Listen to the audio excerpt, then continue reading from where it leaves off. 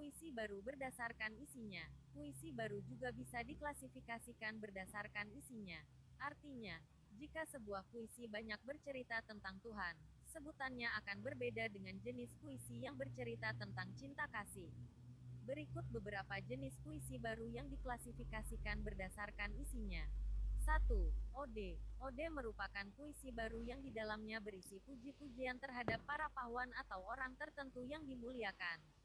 Biasanya dalam puisinya terdapat keterangan bahwa puisi tersebut untuk pahlawan yang meninggal atau bisa menyebut satu nama yang dianggap penyair sebagai orang istimewa. Beberapa puisi Hairil Anwar ada yang masuk jenis puisi ini. 2. Himne. Himne adalah puisi baru yang isinya berupa pujian terhadap Tuhan Yang Maha Kuasa. Sajak-sajak himne bersifat ketuhanan. Contohnya puisi Doa, karya Hairil Anwar. 3. Elegi. Elegi merupakan jenis puisi yang lebih banyak bicara tentang duka atau kehidupan yang tidak menyenangkan. Banyak penyair yang membuat karya puisi jenis ini. 4. Epigram. Epigram merupakan puisi wejangan agar hidup senantiasa lebih baik. Jenis puisi ini juga lebih banyak mengandung nasihat atau pendidikan agama. 5. Satire. Satire adalah puisi baru yang ditujukan untuk menyindir tentang berbagai hal, terutama tentang keadilan sosial atau berbagai kondisi sosial lainnya. Puisi karya W.S. Rendra dan Taufik Ismail banyak yang merupakan jenis satire. 6. Romance. Puisi ini merupakan jenis puisi yang isinya tentang rasa kasih sayang terhadap lawan jenis, sesama manusia, cinta terhadap bangsa, dan kedamaian.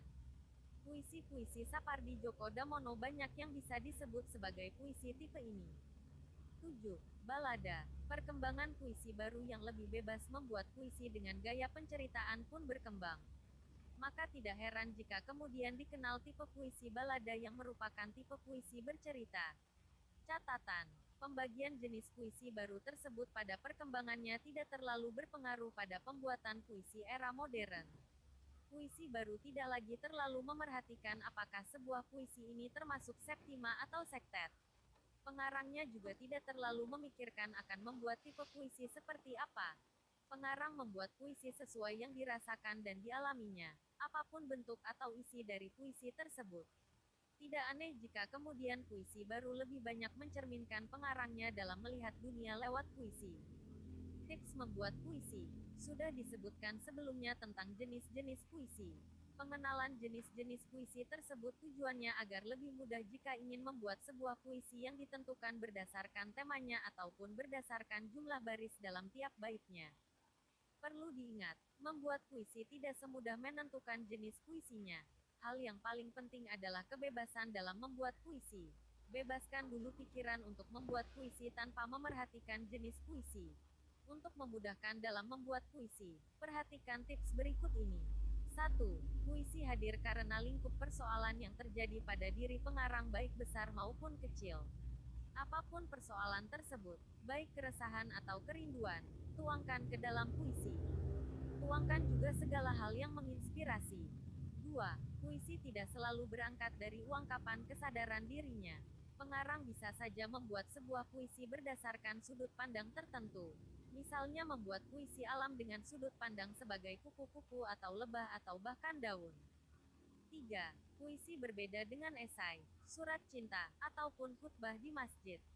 Karena itu, untuk menyampaikan protes sosial, kerinduan atau kasih sayang, ataupun puisi bertema agama tentu akan berbeda jika dikemas dalam bentuk puisi. 4. Pilihan kata-kata harus diperhatikan dalam puisi. Jangan sampai membuat sebuah puisi malah terlihat sebagai bentuk cerpen atau sebuah catatan harian. Untuk itu dalam membuat puisi, perhatikan kata-kata yang digunakan.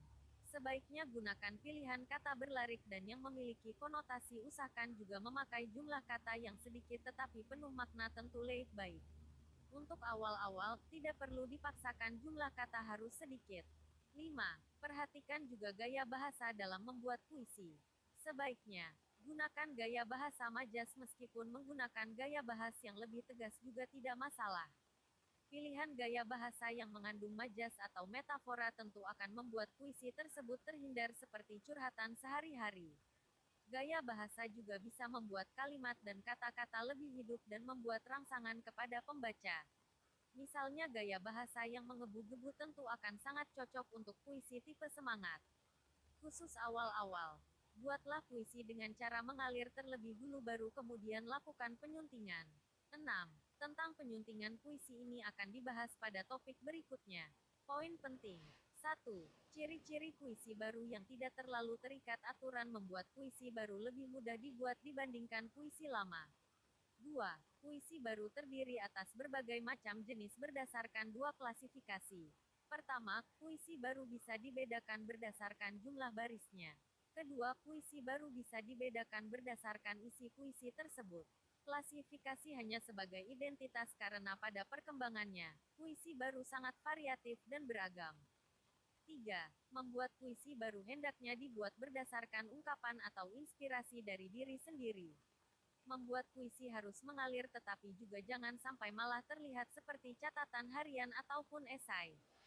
Sekian, referensi dari Kuiper.com.